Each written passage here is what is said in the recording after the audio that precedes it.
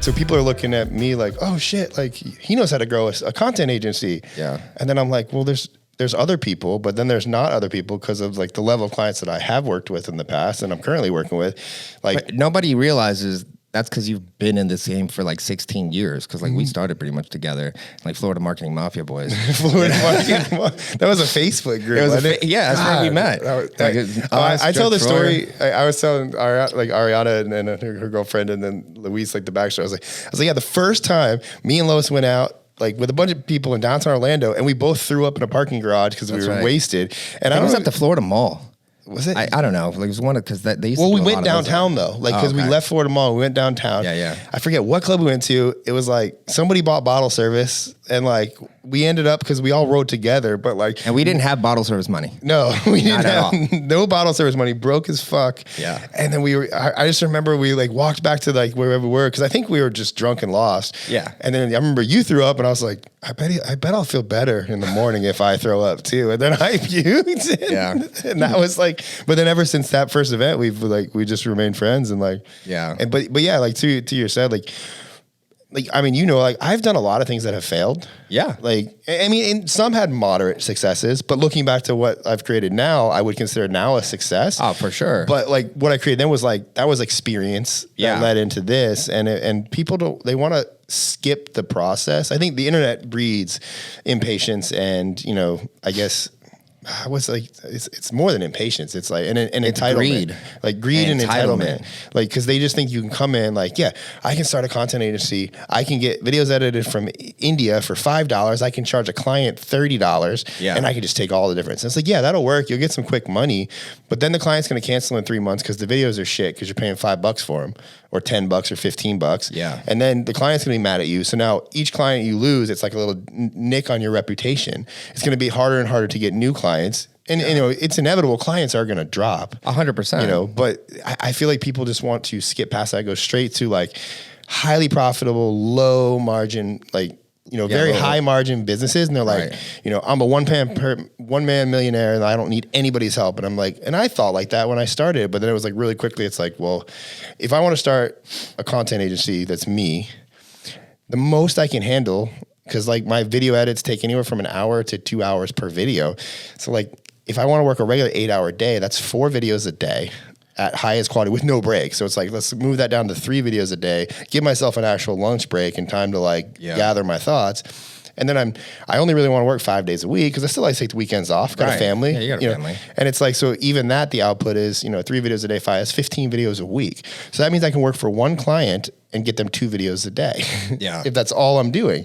And then and that's not accounting for the weekend because they wanted to be posted 7 days a week. So now I have to work the weekends too. So like I learned really quickly when I started the content, I was like, I need to hire editors that work under me. But then that's like the easy part. Yeah. Because everybody's a video editor these days. Right. None of them are fucking good, at least not when they start. Well, they're not marketers. Yeah, they're not marketers. And they're also, I wouldn't even consider them video editors. They're just subtitlers. Like, because that industry has now become subtitles. Right. You know, people think short form, they think subtitle, they think I can edit They literally subtitle. think what you did was basically like poppy, subtitles, catchy, but they're not paying attention to editing, like call to actions, hooks, you know, all those angles. And then you are like, oh, I can finally take a break. I got help now. Yeah. So then you half your workload, you give the other half to that person. And that hurts too, because each time you hire somebody, it's like you have to get over the mental barrier of like, oh, I'm giving away my profit. Yeah. So it's like, let's say one client's paying me $5,000 a month.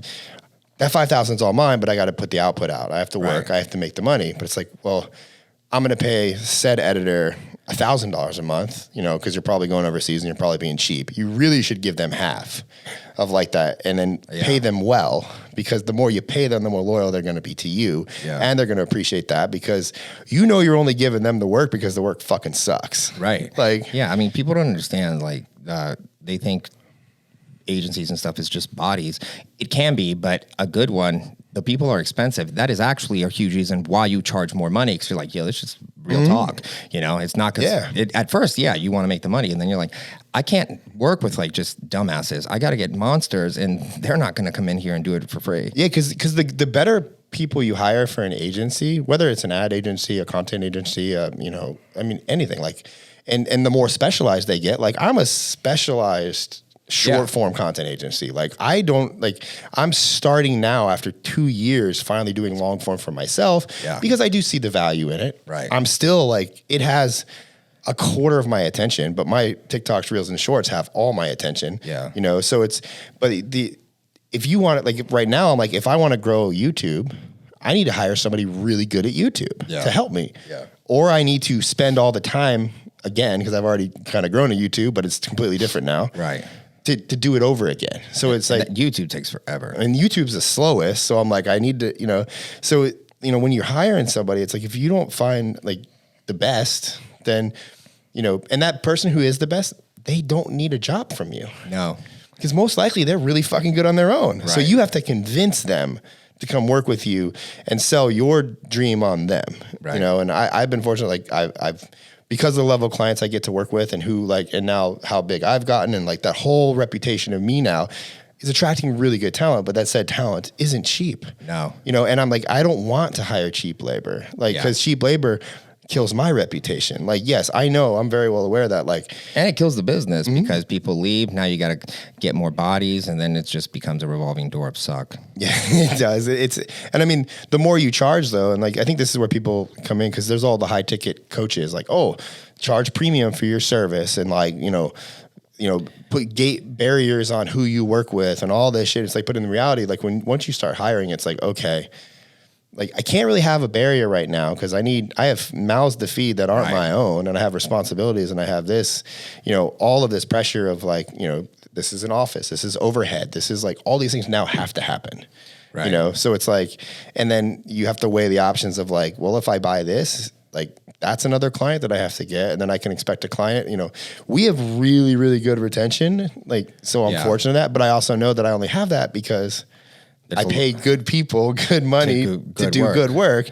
And if I start fucking with the edit costs, as in like, okay, well, I can go overseas.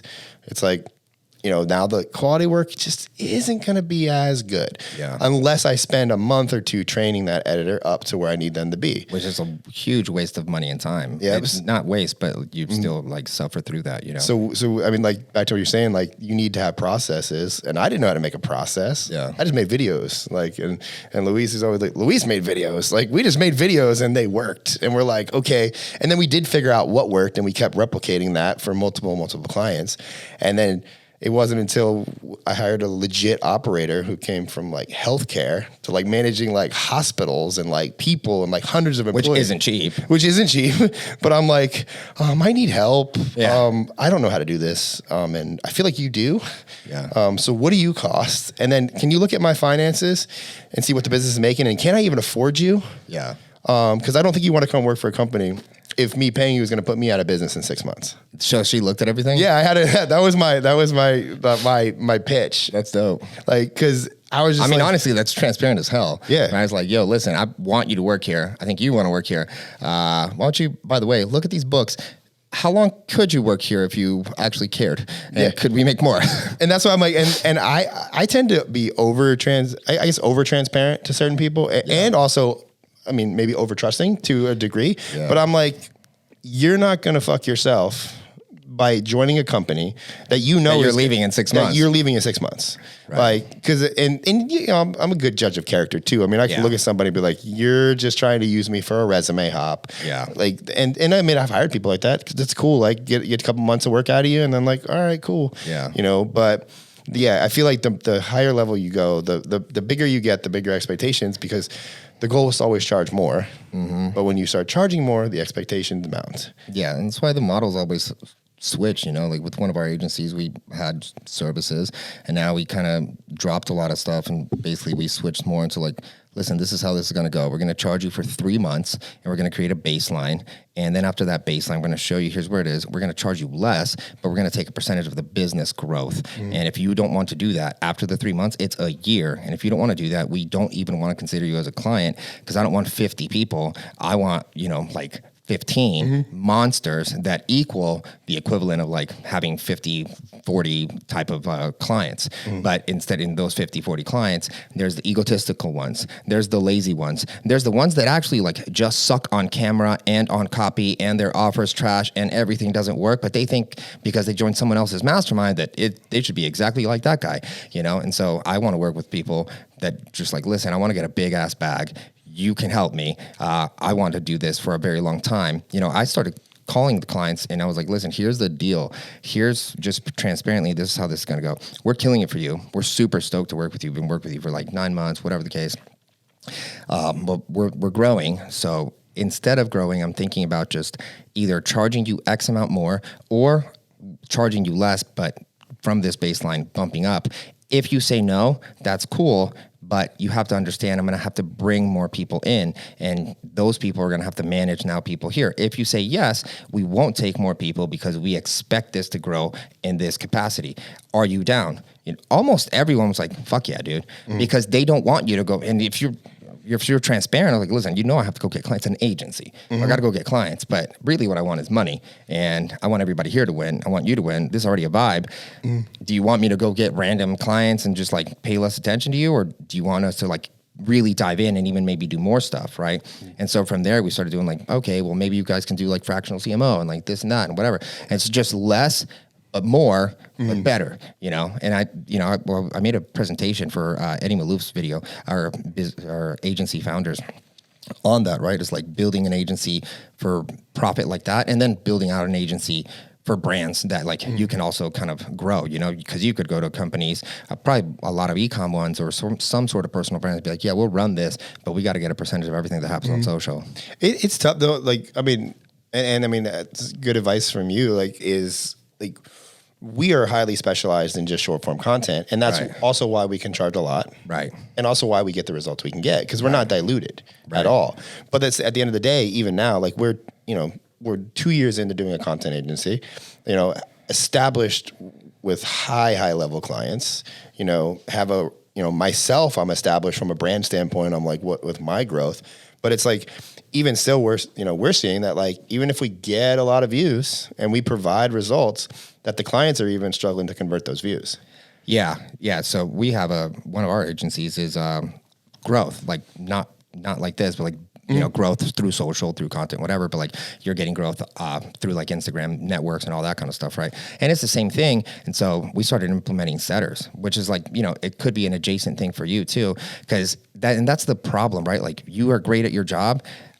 That's still just one piece of an actual business. But when someone pays you, they're like, all right, like, how's my business looking? Like, bro, that's on you, homie. You know, because that's one thing that goes to a funnel. I don't know how that's converting. That goes to, let's say it converts, that goes to a follow-up. I don't know how many people are coming in or coming out. I don't know how good that sales team is. I don't know how structured your CRM. I don't know how good your onboarding and like moving people into and having a quick win is. So you could be doing your job, but it's not working. You know, yeah, and that's I think, and you're still to blame. Yeah, I mean, because I think people early on, and this is an industry problem with like hiring of a content agency or somebody to do your content or just edit your videos for you. And we learned this with some of our bigger clients in the past. Like they just say, okay, you're an agency, like I trust you to do this, and then we start doing our job really good.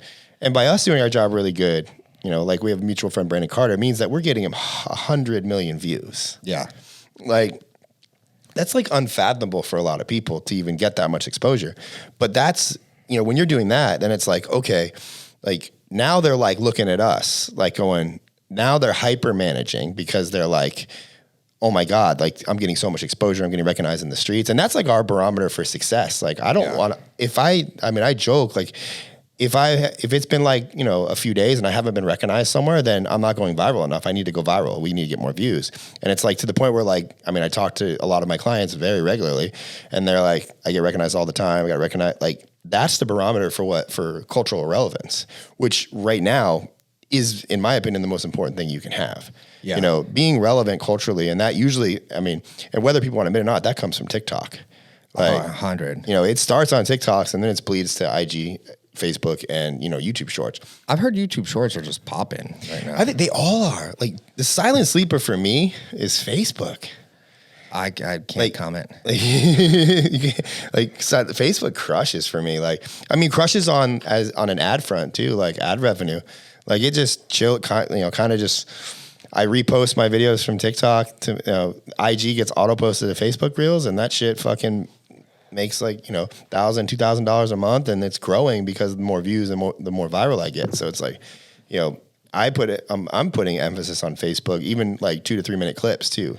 But I mean, for people watching this, that like where there's attention, like you're absolutely right. YouTube Shorts, like, but it's not as easy now. Like that's the thing too. Like dude, I think at the end of the day, man, like. Content that's good is because it has nothing to do with the shit that you actually talk about. Well, that's it. Yeah, we saw. I mean, I've been coined like an anti-niche guy. Like, well, dude, look at like Gary Vee, and look at like bigger guys like Mr. Beast. He's a thing. Like, there's stuff. If you talk about, think about it, right? Like, just relevant. If you talk about super hyper niche specific stuff like agencies and this and that.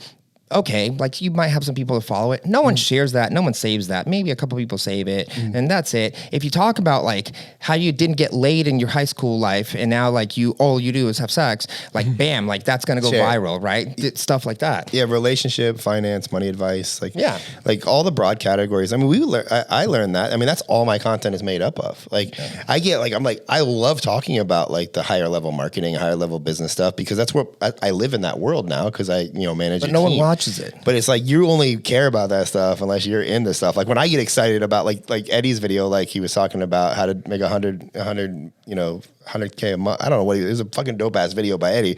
And I was just like taking notes and I'm like, just like some of your stuff, and I'm like, but nobody cares about this shit. No one cares, other than like me and 12 other people that are like at. That are actually going to do it. Yeah. But it's like So I learned. I mean, that's why that's been the keys to my growth. But it's also if you really want to grow, you have to sacrifice monetization for a while too.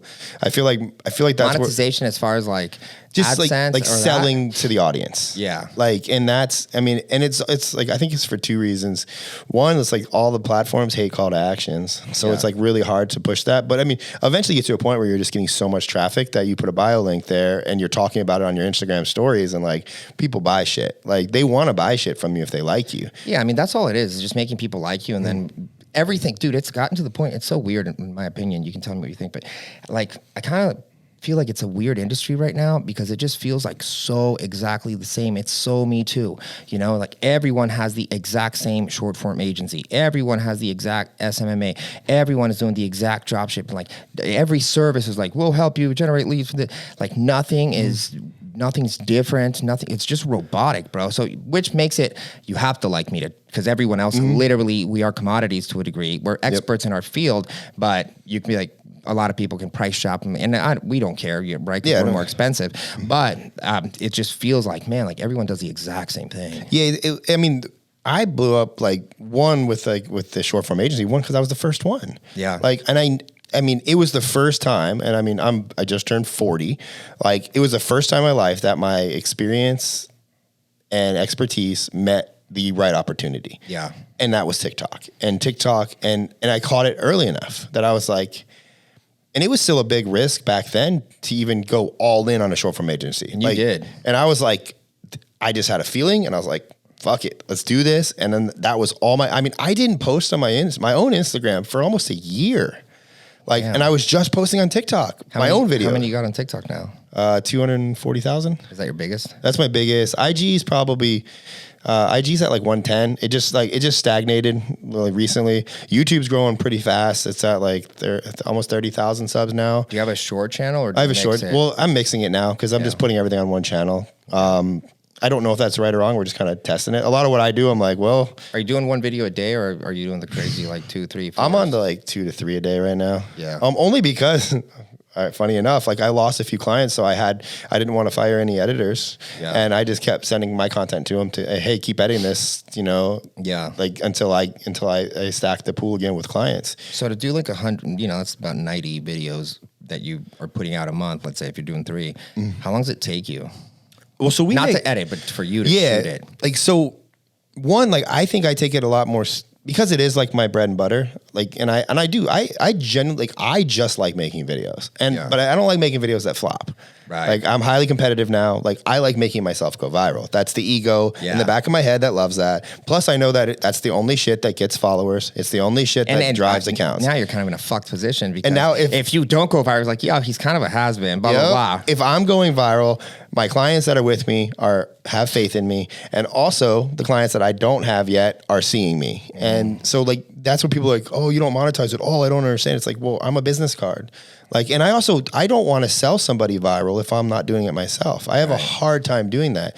So that's why when it comes to my videos and making content, like, I mean, I've been on a little bit of a break because I got really ahead. Like, we were filming once a week, and I'm very good at filming because, like, I've kind of systematized the process for myself. Not only, like, this is what we do. Like, when we go to a client, we film 100, 150 videos in like a batch. Like, and that's like, we do that. And some clients we do it in a day. Most clients we do it over 2 days. Do you like email out like, this is what we're gonna do? Bam, we send them topics, and like, this is like, you know, like, for me, it's like, I just need like topics. And then me and like Luis is like what I consider my viral director. And a viral director is like, I've been speaking about it a lot in my stuff. Most content creators don't know they need a viral director until like they work with us and like, you can start a staffing company for that. That's, you know, and the viral director is just somebody, they're usually a really good editor or know the basics and fundamentals of editing. They understand the analytics on the platform. So they're basically a creative director and a video editor. And a little bit at some point, they're a marketer and they understand specific marketing skills like direct response copywriting, usually good email copywriters, hooks, angles. So they can tell you hooks and they can angles, and then they've also have a affinity for the platforms. Like, they actually care about it, and I think, you know, it's like, you know, it's kind of like a tripod thing, and so and then also they need to know how to film. Like, they need to make you look good on camera. Yeah. Like, so it's like you have like, I mean, so if it's like you have good at editing, you're good at filming, and you're good at managing and doing data and, you know, analytics, you have a triangle. So like, that triangle is like the perfect viral director. Yeah. And, you know, I happen to be one because of my direct response background. Plus I've edited my own videos, and, you know, I've been doing this for a while, and now I have a following. And like, another angle is a good viral director is somebody who is also a creator. Yeah. You know, who gets millions of views and knows what that's like. Yeah. Because that's where I think the difference comes from right now. You know, and to answer your question, you know, I like to film once a week. I like to film 10, 20 videos at a time. And then those usually span. And then now we're doing. Do you do like multiple hooks for the video? So usually it's like one video, 2 to 3 hooks. If we're working with clients, it's usually 3 hooks because we want to stretch the footage, only because I just hate the idea that I can film one video once and that's it. Right. Like, it's. What do you think about recycling the same videos? Recycling is awesome. I haven't had. You think the algorithm knows that you're putting? I think the algorithm. I think it is catching on, but I think the algorithm also wants the mass quantity. You can do like a micro edit on it, so you can just. We just change the intros, right? Like, literally, that's like, you can just change the intros and not film any new videos for a long time, right? Like, and we've done that. Like, we've had clients that were like, "Hey, like, I'm traveling, I'm doing this. I can't have you come here. I can't send you any footage." So we just go back and we just change the intros on all the videos, and like, maybe your core audience on Instagram notice what's going on, but for the most part, no one knows what they wore yesterday. Yeah, so it's like. It's a sneaky way to continually get more views and not stress yourself out. But then again, it's like, I'm never going to put myself in a position where I can't film for a month. Right. You know, like I at least right now, this season, like I have to go hard. And I think that's also a mindset that business owners aren't taking when it comes to content. Yeah. You have to go hard. Like, filming videos is a job. For sure. And you got to be in the right frame and mindset. For me, like, we're switching it out to, like, if I'm shooting, like, I don't want to even talk or discuss anything with anybody else, because if you're like, yeah, shoot some videos. Hey, let's real quick. Like, dude, it's over. Yeah, it's over. There is a the creative energy that has to be synergistic too with, like, okay, I'm filming today, but then also too, it's like, I also a lot of times have to shut that off. You know, I'm sure you do too. It's like, well, you just got to be a character. Like, all right, we're back on. Okay, anyways, need videos today. Yeah. Like, you know, so I think I do think that the business owners that will achieve the most success are the ones that put their face out there. Like, you can't hide behind a spokesperson anymore. Right. Like, that's done. Like, yeah, I would 100, because if that spokesperson or whoever you're hiring to make your videos for you just happens to be better looking and better on camera than you are, then you're fucked. Yeah. It just became their company. Right. Like they are the face of your brand, and that's a nightmare, later on down the line. 100%. Because they're going to ask for a lot of money if they're smart, which if you're in that position, you should. But I think that the business owners, it's like you need to treat content as your main focus, at least until you get big enough to where you can like pull the foot off the gas a little bit. And I would say that's 100,000 followers. Yeah. Like if you get that on like any platform, in my opinion, IG being obviously the most coveted as far as like for relevance, I would have said. But then YouTube being the most like treasured, like, that. And the longest standing. Like you're going to get the best people from YouTube. But I've always looked at TikTok as the go-to. Yeah. And that's because everybody copied TikTok. So if I continually crack the TikTok code, and by cracking the code, I mean, I'm making videos get 1 million views for myself and clients. Yeah. Then they will work everywhere else because everybody is catching up to TikTok. 100%. And that's why I have the biggest following on TikTok, and the same videos grew the following on Instagram. Right. The same videos grew a following on Facebook, and the same videos grew a following on YouTube. Yeah. Now I am optimizing YouTube now more because I just want more ad revenue. Right. So you got to do long to get the ad revenue. Right. Shorts they don't pay on ads. Right. Like it's Logically. something. Yeah. But it's like, the 1,000 or 1,500. They got to pay for the money they're making. Yeah. So it's like $1,500 I might make this month from Facebook. Yeah, that's cool. I wish that was triple so it would pay my mortgage. Yeah. And then I could say Facebook pays my mortgage mentally. That'd be sick. But right now there's, that focus is YouTube and it's not coming from shorts. Maybe it will. I hope so. Cause I'm not taking my foot off the gas on I just take pride in my shorts because I just think it's a good expression of my personality too. I've kind of broken it down to 3 different types. It's podcasts, which is podcast clips. Right. And then I do the collabs with people or the street interviews. Yeah. Those crush more than anything that I've ever seen in my life. I get more views from doing that than anything else. Dude, I see you just asking a random, it's not money, it's just random asking. Yeah, I try to, I gave this formula on my live dinner. I was like, I just try to look at somebody and go, what is the most unique thing about you? Yeah. And then if there is something that stands out, what is a question somebody's afraid to ask? Yeah. And I have built up to people now want to be interviewed by me. So they know, and they kind of they've told me I'm just excited. Charge. Yeah. They're like, I want to know what you're going to ask me. And the one guy we just posted, it didn't go viral, which I'm kind of bummed about because the guy was really awesome. And I generally, if somebody films a video with me, I want to make that person get views. That's the point. I like you enough to do a video with you. I want you to succeed from this too. Yeah. And he had one arm and I was just he's like, what are you going to ask me? What do you ask me? I was like, Louis, turn the camera on. And I was like, you know what I'm going to ask you. I was like, what's it like living life with one arm? That was it didn't go viral? It didn't. We have a couple variations. So hopefully one of them does. What happened to your arm? Yeah, well, it was birth. That was the second question. I was like, how'd you, did you cut off? I want to know. And so it was just and I feel like people want to know shit like that. And that's why, and we've done, and then the third is where I just sit in my chair and I talk to the camera. Yeah. Those are if I do, let's say I do 30 street interviews, 30 podcast clips, and 30 seated at my studio. Of the 30 interviews, statistically, I can say probably 5 of those are going to get 1 million views. The podcast clips are a wash. None of them might do well. Yeah. Seated in the chair because I'm putting a lot of thought and back and forth with Luis, trying to make sure we have maybe 1. Yeah. So from a standpoint of but then also if I have an account of only street interviews, then it's I'm just an interview guy. Yeah. Because the street interviews are great for views, but they don't drive as many followers. They're also hard to monetize. My boys from School of Hard Knocks have that. And, I was like, you guys got to start talking about what you do for work because no one knows that they have agencies too. And I was like, yeah, it's because you're just interview millionaires. And they were talking to me about, what should we monetize? We're thinking about this, giving them more interviews. I was like, no one cares, dude. Yeah. No one cares. That's what we saw. We saw early on because there's I don't know if you know, his name is Brian Galkey. He's a face reader. Really cool guy. I met him at Traffic. I spoke at Traffic Conversion. He saw my talk. He really liked it. Came up. We had a good conversation. I was like, yo, I really like you. And we just were talking. We had a drink together. And then I was like, let's film videos tomorrow.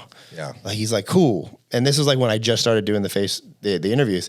And he read my face.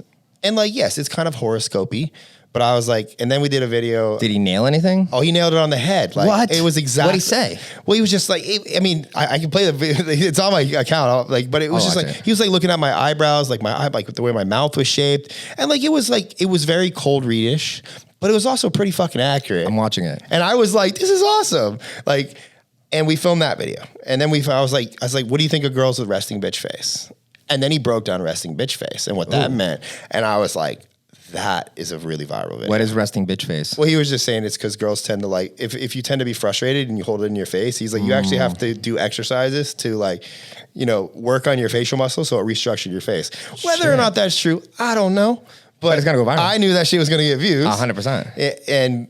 But the first video, it was those two videos specifically. Like the one where he read my face has gone viral like 4 times because we reposted it a couple times on like multiple platforms. I think that single video has gotten me like 25 million views. Wow. But on Instagram specifically, that video got like, I want to say 4 or 5 million views. Yeah. I gained like 2,000 followers. Yeah. Brian gained like 15,000 followers. Damn. Like, so I also, because you're the interviewer. Yeah. So it's like, so I learned, it was at that moment that I'm like, okay, interviews are good for reach. Yeah. I got to do They're good for the generality, which is always good because people love that kind of stuff. But the face to camera shit is what fucking drives mad followers. Like if you can orchestrate a viral video where it's just you talking to the camera and there's nothing else happening, that's how you drive the followers, because that's purely based off you, your personality, and your knowledge. And that's why somebody like Brandon right now is crushing. Yeah. Like, cause all of it, like, cause we force him to make a ton of face to camera videos. Yeah. Cause, and he's good at it, and then like, I know a while back, you're like, with everything looking the same, the only differentiator is the person speaking. Right. That's why in my agency and even my content, I'm like, yeah, when I started editing and I started, came up with like the crazy subtitles and we started evolving that and video started working, like my ego was like, this is the most amazing thing ever. Like I've cracked the code. When in reality, I was matching an engaging editing style to very engaging people. Right. That spoke very well and had a lot of knowledge. When you mix the two, yes, you get viral. Right. If you don't have a good speaker and you put fancy editing and subtitles and cool shit on them, you still get a shitty video. Right. So now it was like, my ego was hurt. I was like, I'm not a genius. Like, it's not the subtitles. Like, I'm not, but then I was like, but I helped them, coach them speak. Yeah. I was like, hey, like we know the platform is going to get angry if you say this. So let's say it like this. Yeah. Or we know the platform is going to, we love this guy, say it like this. And that just came because I don't know anybody still to this day. Like we post up to 4,000 videos a month. I don't know anybody that can beat that data. No one has that. There's data. not even softwares that can beat my data. No. And I mean, we're posting up to 6 times a day across 3 different accounts for multiple clients. Like in one day, it's like, that's why it's not hard for me to get excited to film too, because I'm like, yesterday, all these videos went viral. Yeah, for sure. So it's like, in last month, like, and it is getting harder to go viral because there's more competition. Right. But like last month we did like 29 million plus viewed videos. Like, so there's my 30 videos for the month. Yeah. Like, and I'm not saying that because I know people are like, I'll just copy it because I see people do it all the time. It's like, no, it's like, I'm going to look at those videos and go, what of these videos can I actually talk about? Right. And like, and do I have an opinion on this? Yeah. Like, do I have conviction in this subject? And that's another big thing on my live the other night that I was going over was like, tonality and conviction and how you're speaking is like what matters. Like I can talk for 2 hours with a lot of conviction because I'm genuinely a subject matter expert on what I'm talking about. Yeah. I think, to kind of what you said earlier, like people are coming in and they're like, yeah, I can do this. Yeah, I can do this. And it's like, but you haven't done that. Right. Like, and even if you've done it for one client, that's like your first time doing that. Like, can you repeat that process? And like, I saw that, and that's why I pride my account on like, I get views, I go viral. Like I help this person go viral. I help this person go viral. I've done this, I've done this, I've done this. So it's like, it's not even about a sales pitch anymore. It's like, I'm looking at you and this is the strengths that I see. This is what I think you can do good. This is and I don't know if I can grow you as fast as what you think you might be able to grow. Or it's like, yo, dude, you can fucking blow up. I have 100% confidence in this. When dude. Yeah. And that's how, I'm fortunate that's a lot of who I work with. Yeah. They're attracted to me now because success breeds. Are you working with like athletes or crazy people? No, not like big marketers.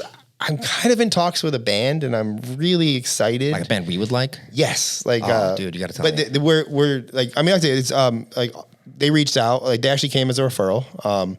I cut this. I don't know if I should, but I can't say who the referral. You can text me after. Yeah. I mean, fuck, we're right here. You can just tell me after. So the band's. I actually did. Dope. Yeah. So like they're like huge on YouTube. Did you say the band? You can't say the referral. Yeah, I can't say the referral. I got you. Because of you know. I got it. I got it. And you know, but it was hard. This is where I started seeing like, you know, my pitch to them was like I told them what I think that they should do, and I give it all away on the fucking like when we're talking. Great because they go kind of viral. Yeah, they do all those. Yeah. But again, then it came to the price, and it's like. Bands don't have money. Bands, athletes, unless they're super established, like they don't have money. I'm sure you get want to be rappers all the time. Yeah, can you film a music video for? I'm like, no. Thankfully, I used to get that. They're like, oh, I heard you do TikToks, man. Like, yo, I need a hype video. I'm like, I got like $100. I'm like, I'm not. No. Oh, good, bro. Like, you know, but the best people, like, I get more enjoyment. Like, we work with a company called Epic Dental, which is like a chewing gum company. Oh, I love them because they are generally helping people like fight cavities and like have better teeth and like all this. Doing a lot of e-com too now? Yeah, not really. Like there's no face. They're e-com. The e-com guys are hard because there's no face to them. And they don't want to be. And they don't want to be because they want to sell the company very easily. Yeah. And you introduce a face, it's hard to sell. Like Epic Dental, you know, Donald and Monica are awesome. I love working with them. Like, I mean, they get, if they go viral, like, and we've made them go viral like 3 or 4 times so far in the last like 3 or 4 months. Yeah. It is a fucking instant spike in sales. It's the craziest thing you've ever seen. Oh, for sure. Like, I mean, to the point, and here's the interesting, maybe you've seen this like, because you work with like e-com guys. They don't go to their website. They type their name into Amazon. So their bio link. Oh, 100. Like they get money from the bio link. Like I'm not saying this. Look, no one trusts. But nobody trusts the bio link. No one trusts the bio link. No one has the speed of like, yo, can I get some Prime? Mm-hmm. And a lot of times, no one trusts the site. Like we were working with a company, we took them from $300,000 a month to $4 million a month, and it was $3 million a month, really. But it was so much people just like we could see like we had no Amazon strategy. We were just driving so much traffic that people were like, nah, that ain't it. It's on Amazon, it's mine, and that built an extra $1 million a month just for that. Yeah, it was great. They did. I mean, I don't want to share their revenue numbers, but it was the first time we saw a direct ROI correlation to going viral, and the video did like 3 million views, and like it paid for us for like a year. Like, and they were still like they were believers in it because you know they had somebody make a video about them, and they got the same spike in sales. So they came to me. They're like, hey, we know what happens when this happens. Like, we want to work with you and your team. Yeah. But it was just interesting because that was but they want to be a face. Like they want to be the face of their company. Yeah, that makes sense. And e-com guys are hard, man. And especially like drop shippers too. It's like, oh, that's not even a thing. Like, but I still see ads. Well, drop shipping videos can go viral, but not people. Yeah, like it's also I think the internet is and it's getting saturated. It's learning how to weed out scams too. Like, and that's what I see happening. I think even in my industry, even the short form content industry, like I think it's had a really, really fast run. Yeah. Like, but I just see, you know, creators getting smarter. Like, I know what you're doing. You're outsourcing these videos, and I think that model, like, you know, like I mean, I had to make a fire today. Mm-hmm. Like, you know, because I lost some clients. It doesn't make sense to keep this many people on right now. So it sucks, but it's like, you know, I think the industry is like they're going to value the in-house people, the ones that care. Yeah. You know, and like that's bad for me. Like, cause I'm not an in-house person. I think there's a lot that you can do, and we got to probably chop up after this and then chop it up because I go to Onyx. But I think there's a lot you can do on like, not coaching, not getting to the coaching business, but consult companies like, listen, you're not going to want to keep me forever. Here's what this looks like for all this setup. And then I stay on for 3 months working with that team. If you want to hit me back, this is what it looks like. Yeah, I think that it's also too, like the ROI on content is still very, very hard to determine. Yeah, because there is no ROI on content. It's like a ROAS, right? It's a return on ad spend, like blended, right? Mm-hmm. The ROI on content is like the other efforts you do to try to sell the content. Mm-hmm. Like if you expect a video to get you money, you're an idiot. If you expect videos to get you views and you figure out how to monetize it through other ways, yes, you know, that's the play. Yep. But it's still like there's like this sea of editors that'll edit for slavery wages. Like, and I say that trash. Like they're trash edits and they don't care. Like, I mean, all of my editors are paid in USD, and I have a lot of overseas. I mean, half my team is from overseas, but they all went through like 30-day, like pretty intense, like onboarding 9 to 5 process. Yeah. You know, before we could even give them our clients. And I hate to say, and then like a lot of those videos I edited were mine. Yeah. Because like I'm the guinea pig. Yeah. You know, 100%. like, you know, I can't put them on, you know, one of our big clients because it's like, you don't play for the Yankees on the first day. 100%. Like, and if I put a bad video on some of these people's accounts, like it directly, like I'm getting like a text, personal phone call. Like I am getting a text immediately. Sure. I mean, and we've had editors like funny stories, but like shit that I'm like, I never in my life thought I would have to deal with this problem, but I'm dealing with. Like one of the funniest ones is like, you know, I had an editor put the person's wrong wife. Like they put a picture of like a girl, like they Googled like, you know, so-and-so wife, Google, grabbed the first picture, put it in a video. It wasn't his wife. Oh. Now it wasn't like an infidelity thing. Yeah. But it was just a picture of like a random girl. And he's like, what the fuck, man? And if he's like famous, like, I mean, this was in, but here's the trickle down effect. This was put on one of my clients' videos. And it was the person that was in the videos that called it out, that texted the client. Oh man! Now, from a standpoint of me getting business, do you think that fucking person's ever going to reach out to me? Sure. Hell no! I just lost that client forever. 100%. And that client was a major comedian. Like, and an editor did that. Like, and I'm like, or we've had shit like, I mean, we had a company. You know, if they grab we can't use any photos from anywhere except for personal accounts anymore. Yeah. Like I don't like we stopped doing that. Like we've had clients get cease and desist from videos. We've had and I'm just like I'm like to the point where it's like now when clients are like, well, there's no pictures, this video is, it's like, you need to go take them. Like I'm protecting you. Do you want to get sued? You're that big now. Yeah. Like, and then, or they send us like 10 pictures. And I'm like, we need more than 10 pictures or else you're going to get the same 10 pictures every single time in 90 videos or so a month. Right. So it's like, it's also like, you know, and that's like an editor to client communication that I think you're not going to get that with overseas. They're going to go to Google. They're going to get you in trouble. They're just going to fill a box. Yeah. They're going to, if anybody puts a Getty image on anybody's video, Getty's coming after you, boy. They are heartless. Yeah. Like, even with the watermarks, they're taking you down. Like, so, and like music is like that. We've seen it, like some clients, like, you know, we used even TikTok, like if a lot of people don't know this about TikTok and using trending sounds, but like when you choose a trending sound, if it's trending at that time, that's great. If it's not, but like 6 months down the line, let's say that video went viral and it's a good video and you have it like silenced in the background because that's a hack people like to do. Doesn't fucking work. Like, at all. Doesn't matter. The video is probably going to get views the same way without it. Yeah. But they put that song there. Let's say, and I think it's Sony BMG that owns the music, all the rights to music on TikTok. Sony like drops artists all the time. They drop an artist, that song's on TikTok, the song gets pulled. Now if it's on your video, that whole video is silent. Wow. And nobody is immune from this. Me and Luis joke because Mr. Beast had a video, it's still on his account, that's silenced. Nobody's immune from the silencing of TikTok. Yeah, it's like Sony BMG is a fucking savage on their music. And they're like, nope, that artist is not with us anymore. They do not have the rights to be on TikTok. And then it's also every video that's ever used that is silenced. Wow. Like, and if you're like a client and you're paying me, let's say we're charging you $4,000 a month to do your videos, you know, and some of it's a lot more than that. You're paying on average like $150 to me per video. Let's say you're like doing, you know, let's say you're doing, you know, you're a 2 or 3 video a day, or you're like, it's like $300-$400 a day for your videos. Yeah. I'm not taking the chance of one of those videos being lost to a music sound 6 months from now. Yeah. Like you have paid, that's an investment. You've never been into music. No, I hate music. I hate music. I hate trends. I hate all that bullshit. Because it's like, it's even too from a scalability standpoint.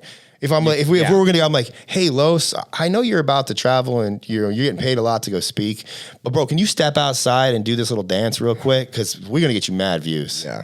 No, I'm not gonna do that. It's like, so like that's what we've always just focused on the message of the video, and that's spawned a whole breed of like educational TikToks. I feel like that we started with that, and it turned into speaking being the most important thing, because you may have a lot to say, but you can't say it in 45 seconds. Yeah. Like, and good luck making a video over a minute get a shit ton of views. It's really hard. What is it, 30 seconds mostly? Most of our viral video, they've skewed longer. I would say between 45 to 50 seconds is like a good area. Okay. But you got to pack a lot of knowledge in that 50 seconds. You got to talk faster than you're used to. You got to like say, you got to give checklists, step by steps, do this, do that. Oh, when you have this problem, do this. Like you got to like wrap it and then just, there's your video. We call them 59-second courses. Like, and not everybody has a good 59-second course in them. Or I've only had 2 that have gone viral in me. Like I'm still trying to find the third because I know if I can, and this just comes with like, one was on affiliate marketing, the other was on making videos. Like, so it's like everybody has their like mini expertises, and like that they can package into a course. And it's like we got to find those. Like, but they're hard for some people. Like you could probably do about growing an agency, a 59-second course, like that would crush, and then you probably have one, Right, for affiliate marketing. You could probably make a dope video on skate shoes for lifestyle. Yeah. Like that could be a 59-second course, like because you've had all the coolest. I can't wear those because the Nigers are too narrow. They're narrow, dude. They hurt my feet. I'm like these things. They're actually for skating. I know, but they're so narrow. I couldn't. They are narrow. I couldn't skate in those things if I wanted to. Yeah. Like I'm not a good skateboarder, but yeah, like the definitely 59-second courses are something like to make. That's dope.